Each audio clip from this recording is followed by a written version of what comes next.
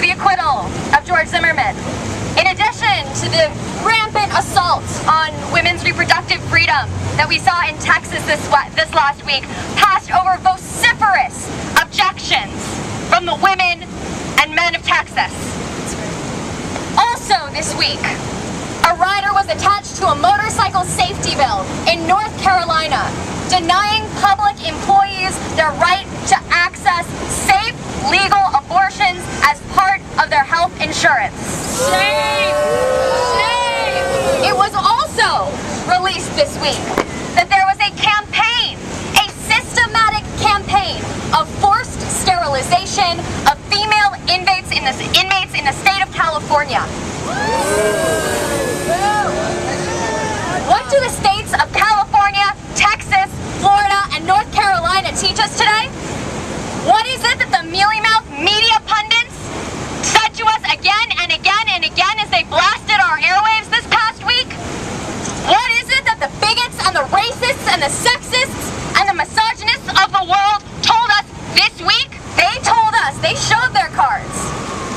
They told us that they are part of a systematic campaign to eviscerate communities of color, women, queers, and our trans brothers and sisters. Right. They showed us that there is a systematic campaign against anybody that is not white, male, and rich. Wow. That's right. That's right. That's all of us. What we are seeing in this country more and more is a coordinated attack on all of the communities that pose a threat to the reigning order. An order that, frankly, we need to call by its name. It is an order of state-sanctioned violence. When you take away a woman's right over her body, when you force her to undergo transvaginal ultrasounds, when you literally go into her body and forcibly sterilize her, this is violence. Yes, that's right. When you stand against communities of color and you declare open season on black youth, that is violence. That's right. That's right. When you engage in a campaign of austerity that cuts food stamps, closes rape crisis centers, mental health facilities, that closes public schools, that is violence.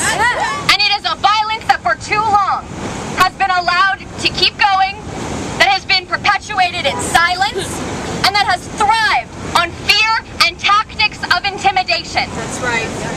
The white, rich men that rule this world, do you know what they expect us to do? They expect us to cower in fear.